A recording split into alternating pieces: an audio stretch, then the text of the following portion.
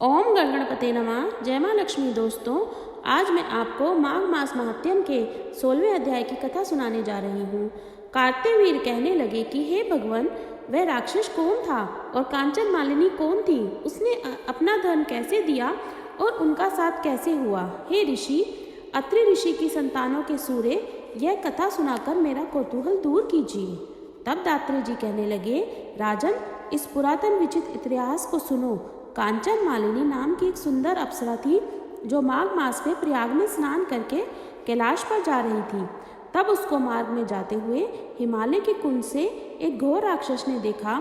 उस सोने जैसी तेज वाली, सुंदर कटी वाली, बड़े बड़े नेत्रों वाली चंद्रमुखी, सुंदर केश और पीठ प्योगर वाली सुंदर अप्सरा को देखकर उस राक्षस ने कहा, हे सुंदरी कमल नयनी, तुम कौन हो और कहाँ से आ रही हो?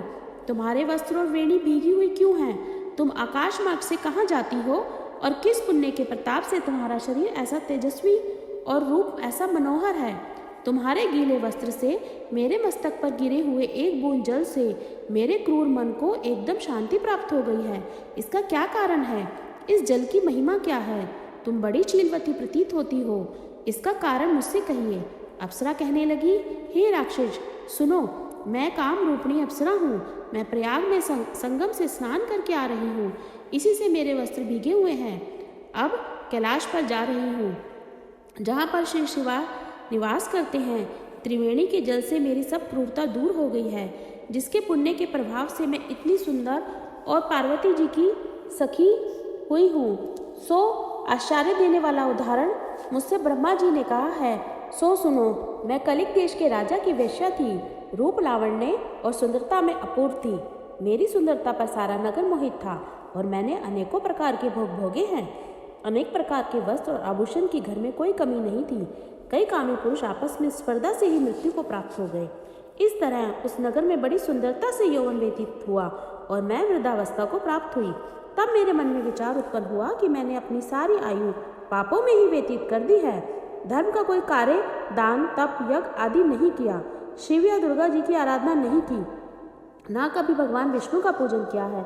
इस प्रकार अशांत चित्त से मैंने एक ब्राह्मण की शरण ली, जो वेदों का ज्ञाता और ब्रह्मनिष्ठ था। मैंने उससे पूछा कि मेरा निस्तार किस प्रकार हो सकता है। महाराज, साधु सज्जन अच्छे और बुरे पर भी दया करते हैं, इसलिए मुझ दीन पर भी कृपा करके मुझे कीचड़ में डूबी हुई को पकड़कर उबारिए। क्षीर सागर क्या हंस को ही दूध देता है, बत्तख को नहीं देता? तब वह ब्राह्मण, राजा का पुरोहित, इन सब बातों को सुनकर मुझ पर दया करके कहने लगा कि तू ब्राह्मण के क्षेत्र में जाकर माघ मास में त्रिवेणी संगम में स्नान कर, परंतु मन में अशुभ क्रिया का विचार नहीं करना। पापों के नाश के लिए महर्षियों ने तीर्थ स्थान से अधिक और कोई प्रायश्चित नहीं बतलाया है। प्रयाग में स्नान करने से तू अवश्य पवित्र होकर स्वर्ग को जाएगी। हे भामिनी, पुराने समय में गौतम ऋषि की स्त्री को देखकर इंद्र ने काम के वशीभूत होकर कपट वेश में उससे भोग किया था। इसीलिए ऋषि द्वारा श्राप दिया गया और उसका शरीर अत्यंत लज्जा युक्त हजारों भागों वाला हो गया।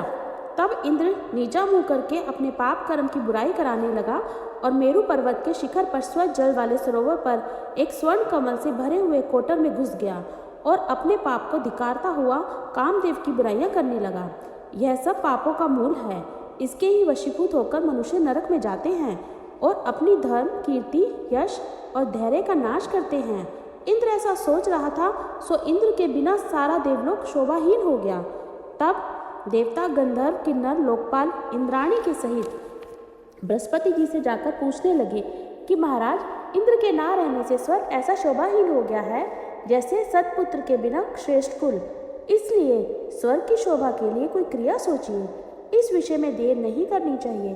तब बृहस्पति जी कहने लगे कि इंद्र ने बिना सोचे विचारे जो कर्म किया है उसका फल भोग रहा है, सो वह कहाँ है? मैं ये सब जानता हूँ। फिर गुरुजी ने सबको साथ लेकर स्वर्ण कमलों से युक्त बड़े सरोवर में इंद्र को देखा, जिसका मुख मलिन और आंखें बंद थीं। तब इंद्र ने बृहस्पति जी के चरणों को पकड़कर कहा कि इस पाप से उद्धार कीजिए, आप मेरी रक्षा कीजिए।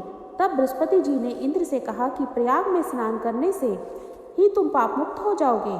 तब इंद्र सहित सबने ही प्रयाग में जाकर संगम में स्नान किया और त्रिवेणी स्नान से इंद्र पाप मुक्त हो गया। तब बृहस्पति जी ने इंद्र को वरदान दिया कि तुम्हारे शरीर में जितने भी भग हैं सब नेत्र हो जाएं। तब इंद्र ब्राह्मण के वर से हजारों नेत्रों से ऐसे सुशोभित हुआ जैसे मानसरोवर में कमल शोभायान होता है। माघ मास महात्म्य का 16वां अध्याय यहीं पर समाप्त होता है।